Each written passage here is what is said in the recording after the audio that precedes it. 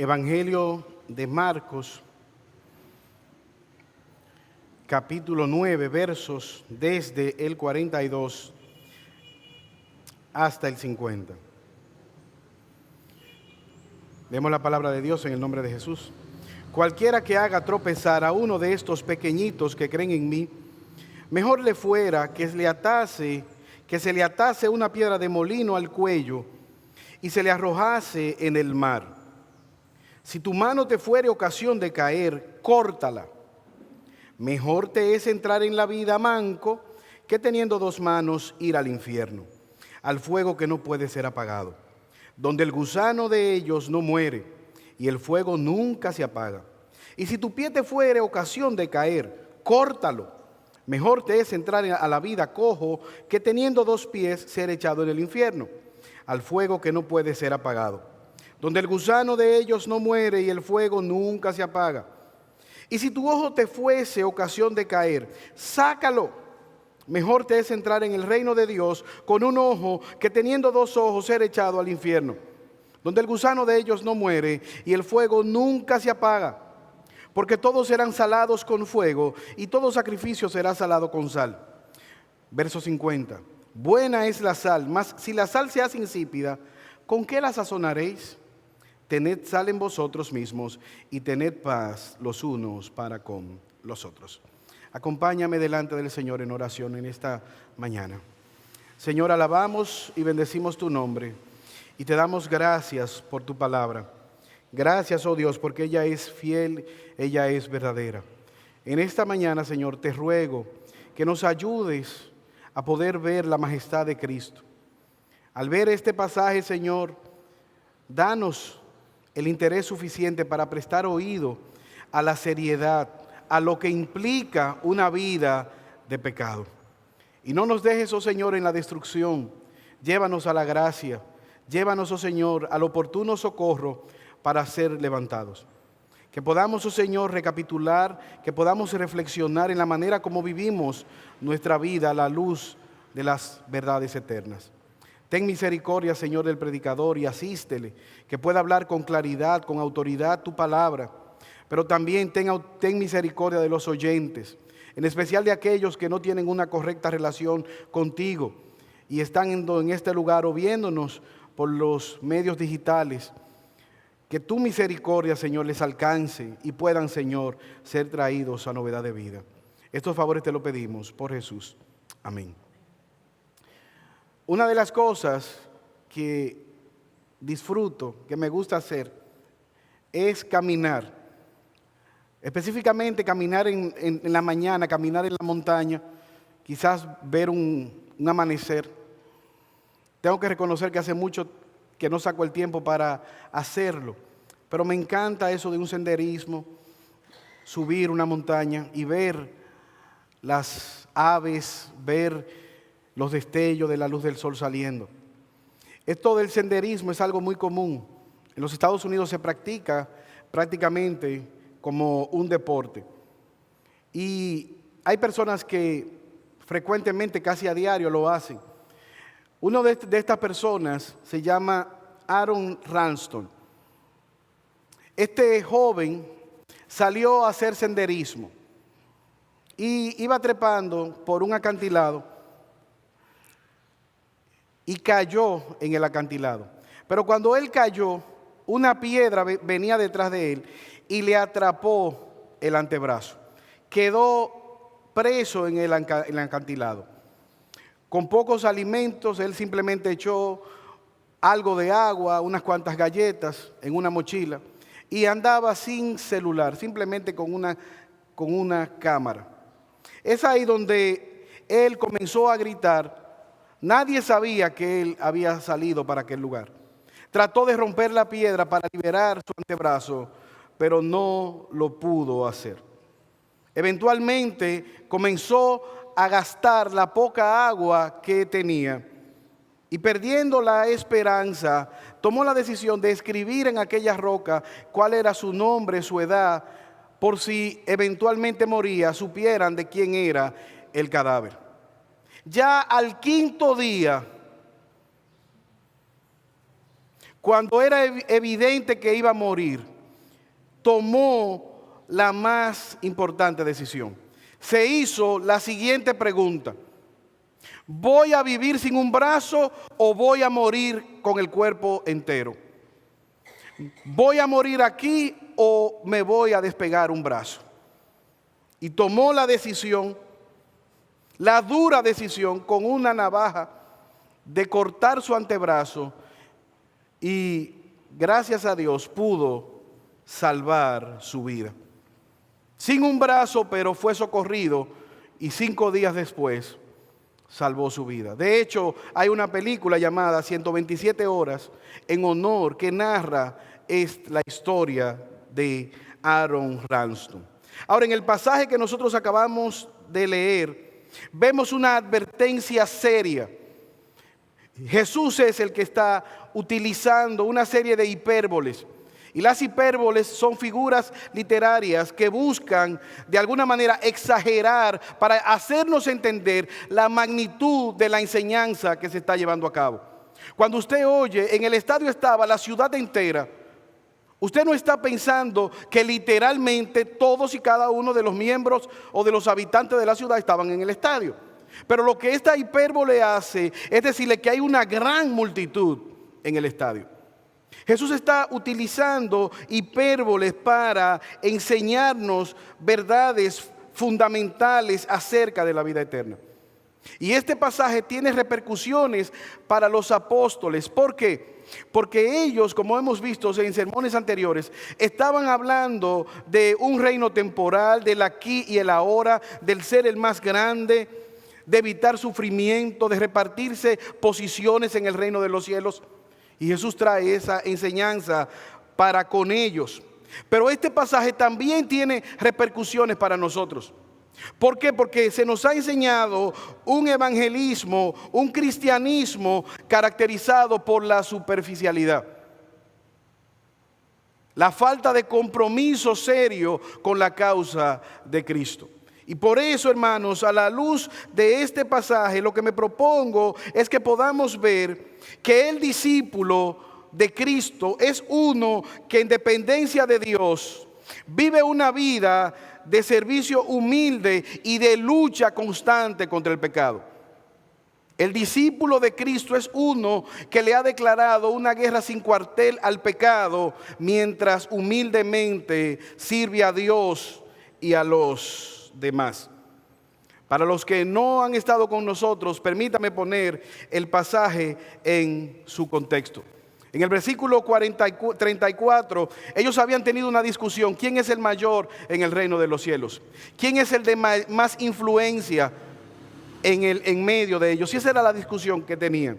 Es ahí donde Jesús les interpela y les muestra, levantando a un niño, que el más grande en el reino de los cielos debe ser aquel que recibe el reino de los cielos, que recibe las enseñanzas de Jesús con la humildad de un niño. Y decíamos en aquel momento que un niño es carente de todo. Necesita ser instruido, ser cuidado, ser dirigido. Y esa es la idea que Jesús está enseñándoles. Ahora Jesús da un paso más. Él habla del discipulado radical, del llamado que Él hace, y lo hace ilustrándolo a través de parábolas. Y lo primero que vemos es que Jesús nos llama a un amor radical. Un amor radical, y nos muestra que debemos aprender la lección de la gran piedra de molino. Versículo 42, léalo conmigo. Cualquiera que haga tropezar a uno de estos pequeñitos que creen en mí, mejor le fuera si le atase una piedra de molino al cuello y se le arrojase en el mar. Jesús está tomando aquí este verso como una bisagra. Él ha ilustrado en el versículo 37 hablando de un niño, pero aquí no está hablando de niños. Él está hablando de esos creyentes débiles en la fe que creen en mí, estos pequeños en la fe. Y Jesús es celoso con la rectitud corporativa de la iglesia. Es el pueblo santo que Él ha llamado a precio de sangre. Jesús guarda a su pueblo. De hecho, en Génesis capítulo 12, versículo 3, Él les dice a Abraham: bendeciré a aquellos que te bendigan y maldeciré a aquellos que te maldijeran. Durante todo el Evangelio de Marcos hemos visto que Jesús es un Salvador misericordioso, que ama al pueblo, que frecuentemente dice que ama a la multitud como a ovejas que no tenían pastor. Marcos 9:37 ha resaltado esa receptividad que debemos nosotros tener como discípulos de Cristo. Y en Gálatas 2:20 el apóstol Pablo habla que con Cristo está juntamente crucificado y que ya no vive él, sino que su vida él la vive a través de la voluntad de Cristo. Cristo viviendo a través del apóstol Pablo. ¿Recuerdan Hechos capítulo 9? Cuando Saulo de Tarso iba respirando odio, enemistad, el Cristo resucitado le sale al encuentro y le dice: Saulo, Saulo, ¿por qué tú me estás persiguiendo? Y era evidente que Saulo estaba persiguiendo a la iglesia, pero lo que Jesús está diciéndole a Saulo de Tarso es: si te metes con mi iglesia, te estás metiendo conmigo. Si atacas la iglesia, me está atacando a mí. Por lo tanto, hermanos, cuando alguien peca contra la iglesia, cuando mancillamos el nombre de Dios, estamos pecando directamente contra Cristo. ¿Qué hace Cristo? Él ilustra esta lección con una gran piedra de molino. Versículo 42. Cualquiera que haga tropezar a uno de estos pequeños que creen en mí, ¿qué le ocurre? Mejor le fuera que se atara una piedra de molino y se lanzara o fuera lanzado al fondo del mar. Escandalizo es la palabra, tropezar. Alguien que está comportándose de una manera que es una piedra de tropiezo para el avance del evangelio, que está abochornando el nombre del Señor. Mire si es serio el asunto. Mejor le es atarse una piedra de molino y ser lanzado al fondo del mar. Israel es una economía agrícola en la época de Jesús. Entonces la piedra de molino, se ponía una piedra plana, redonda, y encima se ponía otra piedra. Era tan fuerte, tan grande la piedra, que debía ser alada por un asno, por un animal. Y esas piedras iban triturando el trigo, y ahí entonces podían ellos comer los cereales. Si era difícil para un animal, imagínese un ser humano con una piedra de molino atada al cuello. Y Jesús está diciendo que es tan grande el castigo para una persona que haga esto, que mejor le fuese ese tipo de juicio. Es una metáfora que Jesús está utilizando para que nosotros entendamos la magnitud de nuestras acciones. Lo peligroso que es tomar a la ligera el camino del Señor. Lo peligroso que es para nosotros, que estamos llamados como iglesia a ser columna y baluarte de la verdad, convertirnos en piedra de tropiezo para que otros puedan venir a la causa de Cristo, que puedan escuchar el mensaje de salvación. Lo peligroso que es tomar a la ligera el camino del cristianismo. Ahora surge una pregunta: ¿cómo yo puedo hacer tropezar a alguien? ¿Cómo yo puedo ser de piedra de tropiezo? Puesto que no me gustaría que este juicio, que esta advertencia venga sobre mí. Resaltar quizás 4 maneras en las cuales nosotros podemos ser de tentación a alguien. Primero, de manera directa, incitando a alguien a pecar, motivando a alguien a pecar. La Biblia nos habla en Génesis capítulo 39, verso 7, de la esposa de Potifar. Esta mujer vio a José y dijo: ya está decidido, acuéstate conmigo. Y diariamente esta mujer era tajantemente hostigando para que José pecara. Pero en Proverbios capítulo 7, versículo 23, se nos habla también de una mujer descarada, alborotadora. Dice el proverbista: miraba yo por mi casa, por la ventana de mi casa, y vi una mujer alegre, alborotadora, rencillosa, con semblante descarado, que decía a un desconocido: ven, mi marido está afuera, embriaguémonos de amores. Por eso el mismo proverbista dice: si el impío quiere seducirte, hijo mío, si los pecadores te quisieran engañar, no lo consientas. Proverbio 1:10. Si el pecador te quiere seducir, si te quiere decir, mira, vamos, no te va a pasar nada, no te preocupes, y quiere mansamente traerte al pecado, cuidado, no te dejes engañar. Pero hay otra manera que nosotros podemos ser de piedra de tropiezo en el pecado, incentivando no solamente de manera directa, sino también de manera indirecta. Pablo en Efesios capítulo 6, verso 4, les da una advertencia a los padres. Padres, no provoquen a ira a vuestros hijos. No acorrale a tus hijos de tal manera que él pueda, fruto de una corrección muy dura, maldecirte o apartarse del camino, de la instrucción. De manera indirecta, nosotros podemos llevar a otros también a pecar.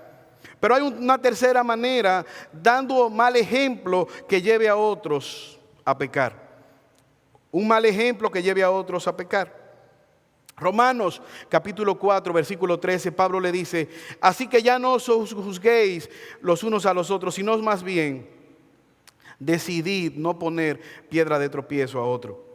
Y el versículo 21 dice Pablo, yo estoy dispuesto a no comer carne, o sea, ningún tipo de carne, con tal de no ser de piedra de tropiezo a los demás. ¿Y cuál es el contexto, hermanos? Los ídolos en aquel entonces se le hacían grandes sacrificios de carne. Esos ídolos no pasaban nada, no se comían esa carne. Entonces Pablo aprovechaba y compraba la carne barata. Algunos hermanos débiles vieron a Pablo comprando esa carne a precio especial y dijeron, pero mira, el predicador Pablo está comprando carne sacrificada a los ídolos. Y Pablo dice, yo estoy dispuesto a no comer, es más, no comprándola ahí, no, yo estoy dispuesto a no volver a comer carne más nunca, para no ser de tropiezo a mis hermanos. Mi libertad cristiana no va a ser un motivo para yo ser de tropiezo a otro hermano. Pero un cuarto elemento es no alentar a otros a la rectitud. Ver a otros que quizás están desmotivados y nosotros no motivarles a las buenas obras, como dice Hebreos capítulo 10, versículo 24. Considerémonos unos a otros para estimularnos al amor y a las buenas obras. Es decir, hermanos, que son advertencias en las cuales nosotros debemos ser librados. Ni de manera directa, ni de manera indirecta, ni por falta de motivación. Nosotros no podemos prestar nuestros cuerpos como instrumento para el pecado. Ahora, hermanos, si somos sinceros, ¿cuántas veces nosotros hemos escuchado decir, por mi casa hay uno que si ese es evangélico, yo conozco un amigo mío? ¿Cuántas veces nosotros hemos escuchado decir esto? Ahora, hermanos, hay un elemento a resaltar en este pasaje. ¿A quién le estaba hablando Jesús? Jesús le está hablando a los apóstoles. A los 12 les está hablando. Ahí está Judas y no está escuchando la advertencia que Jesús está haciendo. Este no es un mensaje solamente para los nuevos creyentes, para los invitados, para los no creyentes. Esto tiene que ver con nosotros como iglesia, hogar de salvación y alabanza. Pero también esto pone una carga sobre nosotros, sobre el liderazgo, sobre las personas que estamos ejerciendo influencia dentro de la congregación.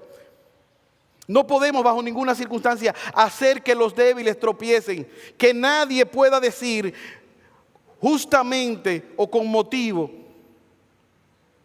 por el mal testimonio de tal o de aquel. Jesús dice, mejor es atarse a una piedra de molino y lanzarse al fondo del mar. Por lo tanto, en esta mañana el llamado es: deshazte de la arrogancia, del orgullo que derrotó a Satanás, que derrotó a Adán en Edén al pensar que no necesitaba escuchar las advertencias de Dios. Adán quiso ser igual a Dios y desobedeció la voluntad de Dios. Satanás quiso sentar su trono por encima de la autoridad de Dios y también fue derrotado. Por eso no menosprecie las advertencias del llamado radical que hace Jesús en este pasaje y aprende de la lección de la gran piedra de molino. Reflexiona de la manera como estás viviendo a la luz de esta verdad. Pero hay un segundo elemento en el pasaje. El llamado del discipulado es un llamado a una pureza radical. Una pureza radical. Versículo 43. Si tu mano te fuere ocasión de caer, córtatela. Mejor te es entrar en la vida manco que teniendo dos manos ir al infierno, al fuego que no puede ser apagado. Verso 45. Si tu pie te fuere ocasión de caer, córtalo. Mejor te es entrar a la vida cojo que teniendo dos pies ser echado en el infierno, al fuego que no es apagado. Versículo 47. Si tu ojo te fuere ocasión de caer, sácalo. Mejor te es entrar al reino de los cielos tuerto que teniendo dos ojos ser echado al infierno, donde el gusano de ellos no muere y el fuego nunca se apaga. Una pureza radical. Aprende de la lección de la automutilación. Una pureza radical. El llamado que Jesús hace es un llamado a la santidad. Es un pueblo santo. Si usted ve la mitología, los dioses paganos no tenían problema con la inmoralidad sexual, con ningún tipo de inmoralidad. Todo lo contrario. Esos cultos eran manifestaciones pecaminosas. Solamente el cristianismo plantea la santidad delante de Dios. Y evidentemente no es un llamado a que usted se mutile. Porque una persona con una mano, un manco puede pecar. Los cojos pecan. O sea, el pecado no está en el órgano. Lo que está diciendo en la hipérbole es la seriedad del pecado. ¿Por qué, hermanos? Porque como iglesia, si nosotros no vivimos conforme al poder transformador del evangelio, ¿cómo va a creer el incrédulo en nosotros? ¿Cómo va a creer el mensaje que proclamamos? Y es lo que la Biblia muestra. Dios nunca ha tenido comunión con el pecado. Usted recuerda el primer libro de Samuel, capítulo 15, verso 33. Samuel al rey pagano Agag, como él va celebrando pensando que va a ser perdonado. Y Dios mandó a que lo erradicaran a todo ese pueblo. Y aquel rey fue literalmente picado. Pero el apóstol Pablo, Romanos 8:13, si vivís conforme a la carne, ciertamente moriréis. Haced morir, le dice a los Colosenses, en el capítulo 3, verso 5, lo terrenal en vosotros. Todo lo que es terrenal.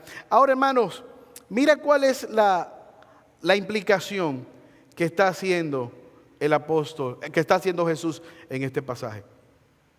¿Usted recuerda en los versos anteriores? Juan le dice: Señor, había uno que estaba exorcizando en tu nombre, pero como no andaba con nosotros, se lo prohibimos. El andar, el mirar, el tocar, es todo nuestro ser. Las implicaciones de ser discípulo de Cristo tiene que ver con lo que tú estás mirando. Tiene que ver con lo que tú, cómo te estás dirigiendo, cómo estás caminando en esta vida. ¿Cuáles son tus acciones, tus manos, tus actos? Y claramente Jesús dice, hace una referencia al infierno. Gehenna. Gehenna, en el contexto de Jesús, es un lugar, un monte que fue profanado, que fue utilizado de manera abominable por el pueblo de Israel para sacrificar sus hijos a Moloc, un acto aborrecido por Dios, prohibido totalmente. Pero esos reyes malvados, Acaz y Manasés, incentivaban al pueblo a sacrificar a los hijos de los judíos en aquel lugar. Luego fue sustituido por el nombre de Tofet, que significa tambor.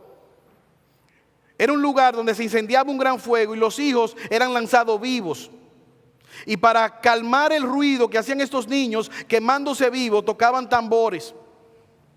Pero el rey piadoso, Josías, profanó aquel lugar, lo convirtió en un basurero para que nunca más se levantara altar de este tipo.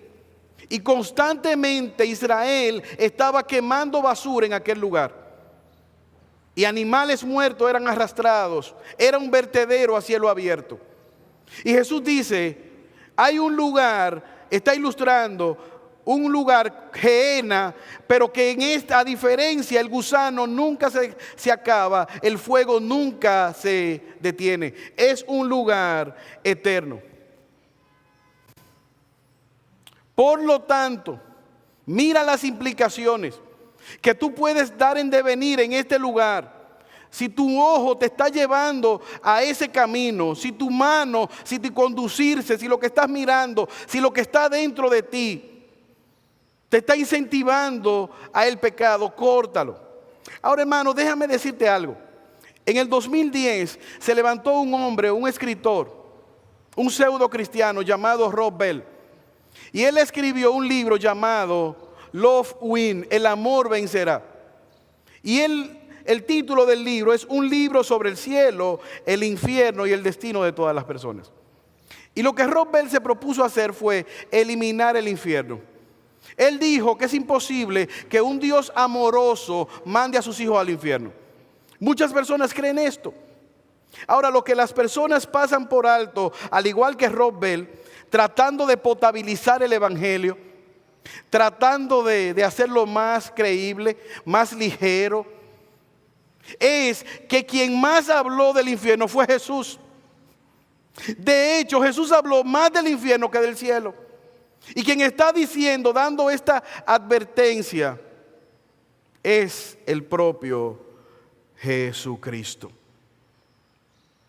Ahora nosotros podemos decir, no, eso es para atemorizar al pecador, que los evangélicos han inventado el infierno para asustarnos. Y quizás nosotros podemos decir, al ver a una persona enferma, esta enfermedad es un infierno, este matrimonio es un infierno, este trabajo es un infierno. Utilizamos con mucha ligereza la palabra infierno. Ay, esta casa es un infierno. Hermano, nada hay como el infierno. El infierno es la presencia de Dios manifestada en la justa ira, en la ira de Dios. De manera perfecta, ahí está la presencia de Dios para castigar eternamente al pecador impenitente.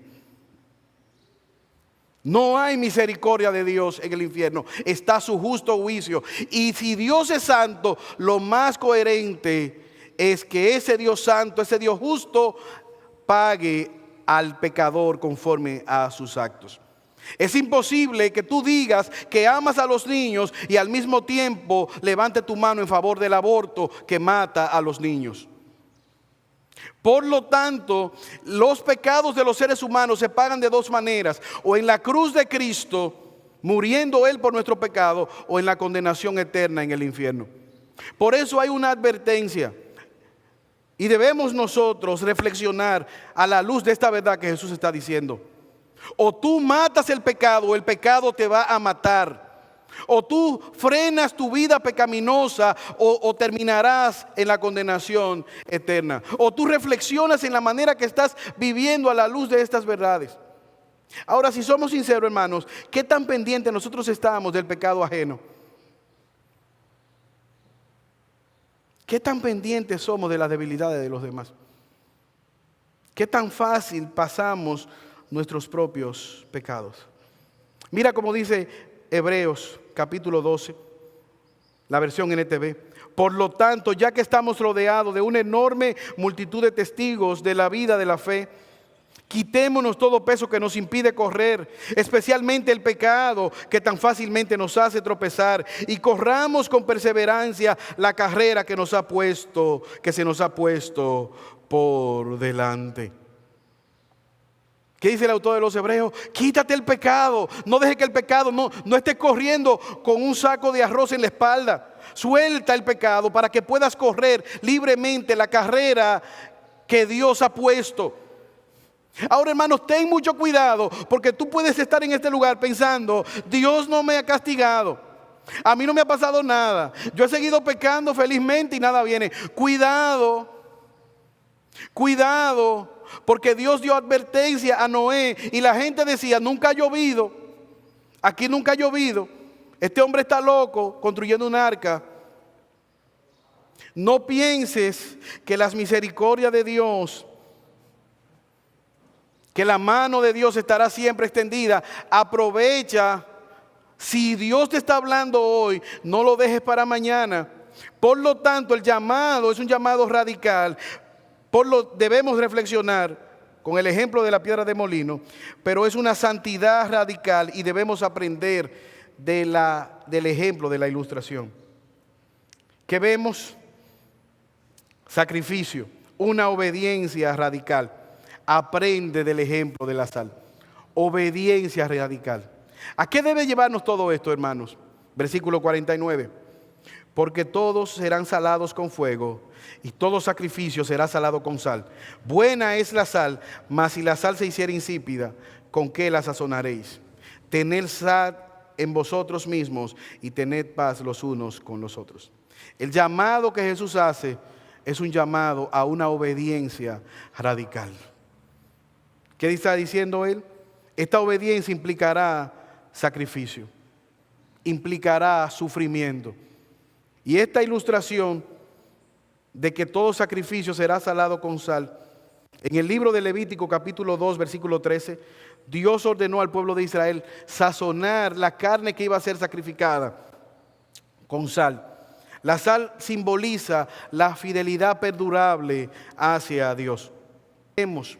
También como creyentes nosotros estamos llamados a pasar por el sufrimiento. Sufriremos. Es un llamado que cuesta, que duele. El obedecer a Dios cuesta. Por eso el apóstol Pablo dice en Romanos capítulo 12 versículo 1: hermanos, yo les ruego por las misericordias de Dios, por lo que Dios ha hecho en favor de ustedes. Mira la obra de Dios, mira la obra de Cristo en la cruz del Calvario. Y Pablo dice en el capítulo 12 de Romanos: yo les ruego que presenten su cuerpo en sacrificio vivo, santo, agradable a Dios, y este es vuestro culto racional. En la antigüedad, el sistema sacrificial era una plancha de metal, y ahí degollaban el animal, y entonces esa carne se quemaba. Ahora lo que Pablo dice es que todo ese sacrificio era insuficiente. La sangre de los toros y de los machos cabríos nunca quitó el pecado. Simplemente aplacaba la ira de Dios. ¿Por qué? Porque eran toros, no eran seres humanos. Eran animales que estaban siendo sacrificados. Ahora mira lo que dice el apóstol Pablo, que debe ser nuestro culto racional. Imagina un animal vivo encima de una plancha de metal que tiene fuego abajo. Ese es el culto racional que nosotros le ofrecemos a Dios. Un culto con conciencia, donde nosotros intencionalmente luchamos contra el pecado, donde nosotros intencionalmente, dependiendo de los medios de gracia, crecemos en santidad, donde nosotros intencionalmente queremos ser semejantes a Cristo, queremos agradar en todo a nuestro Dios. Ese es el llamado que hace el Evangelio.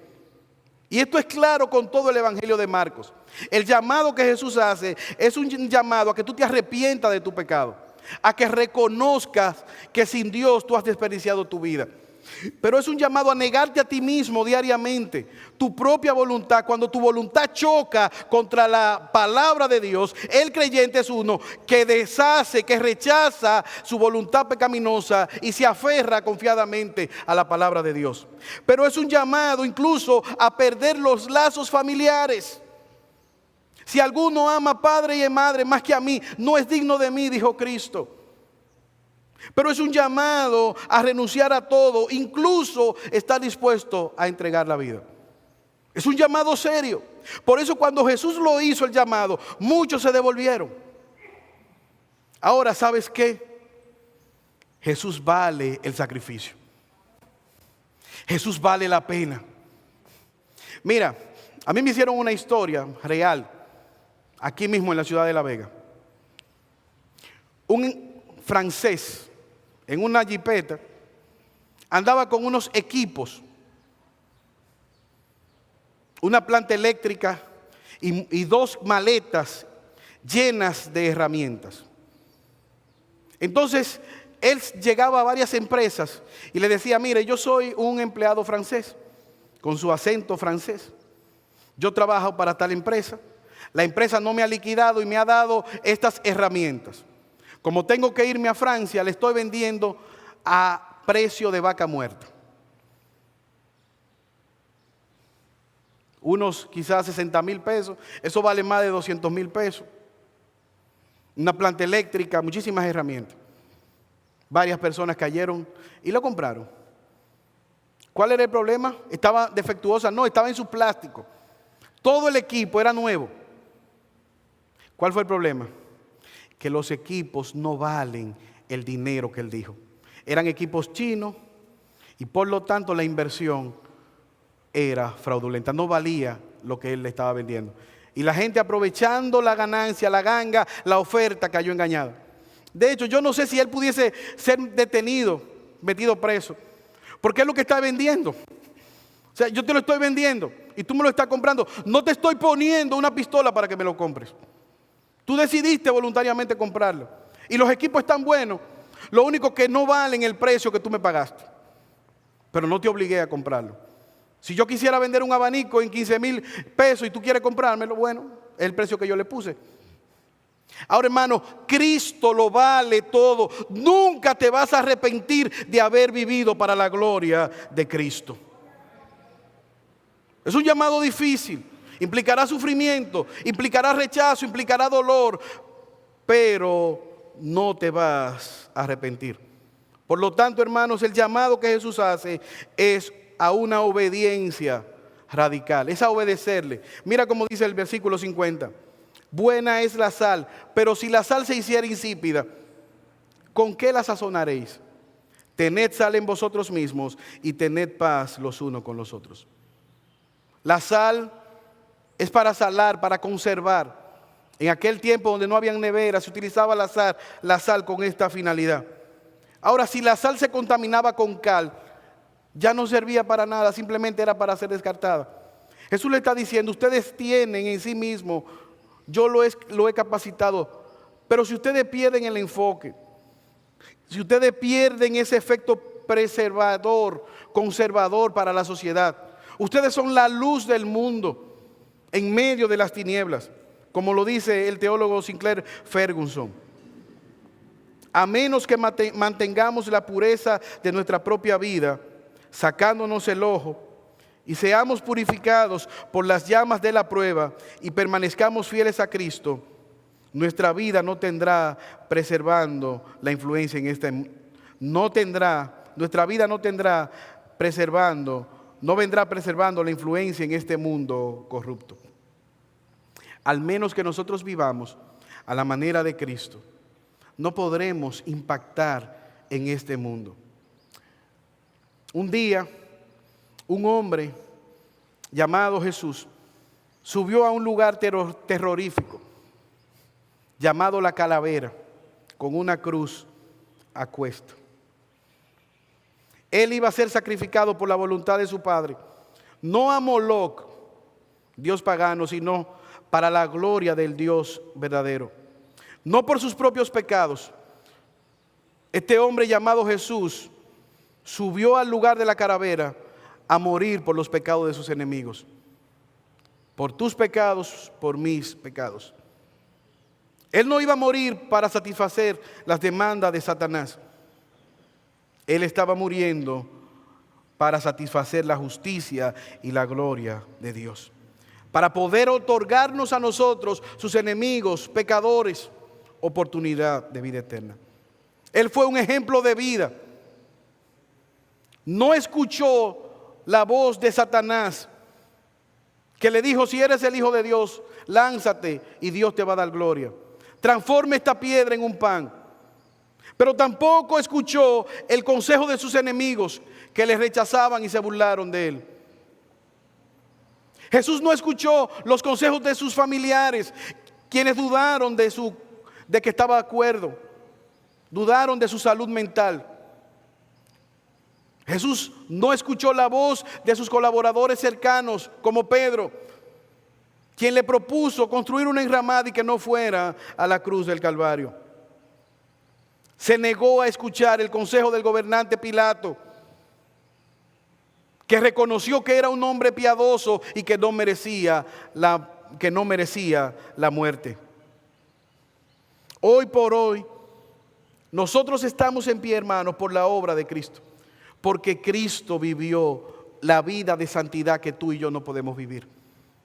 Por lo tanto, por medio de esa obra llevada a cabo por Cristo, caminando entre los humanos, caminando en esta tierra, por su muerte y por su resurrección, nosotros podemos luchar eficazmente contra el pecado. Por la obra de Cristo nosotros podemos taparle la boca a Satanás, a nuestros familiares, a nuestros amigos que se oponen a que vivamos en santidad delante de Dios. Por la obra de Cristo nosotros tenemos victoria contra el pecado. Tenemos la fuerza moral para levantarnos, no en nuestros propios pies, sino confiando en la obra de Cristo. Al ver su amor radical, aprende de la piedra del molino. Al ver la pureza radical, aprende de la lección de la automutilación. Quita lo que te estorbe para correr. Y finalmente, entiende la obediencia radical y aprende la lección que nos muestra la sal. Oremos. Señor, alabamos y bendecimos tu nombre. Te damos gracias por tu palabra. Ayúdanos, oh Señor, a poder despojarnos de todo pecado, a entender, Señor, la severidad de las advertencias que tú nos haces. Ayúdanos, oh Señor, porque te lo pedimos por Jesús. Amén. Dios le bendiga, hermanos.